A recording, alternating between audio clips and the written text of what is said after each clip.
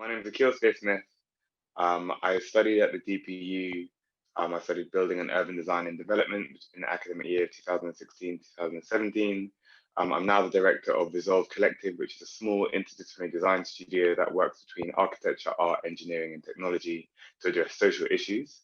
I'm also a part-time researcher at the London School of Economics in the Cities Department. We teach at the Architecture Association at Centre for St Martin's and Greenwich Landscape Architecture as well. And we're also involved in kind of various civic roles with charities and third sector organisations in London and across the UK as well. And I'm born and bred in London, and it's also where we're currently practicing. So,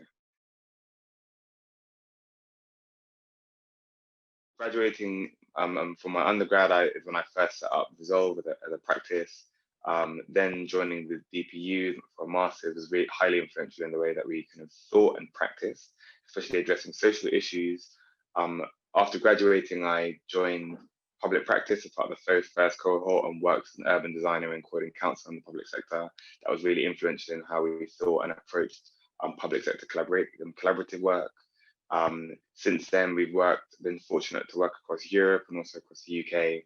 And a lot of those projects have been really influential in how we think and rethink localism, working locally in places that aren't local to us. And since then, also research has become a really important part of the practice, and a lot of research in opportunities that we've been fortunate enough to be granted have enabled us to think and reflect critically on some of our practice and the legacy of some of our work as well.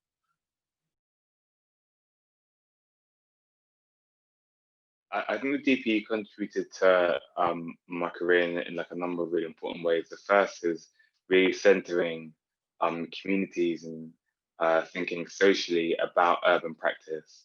I think we kind of work in an environment that has been in many ways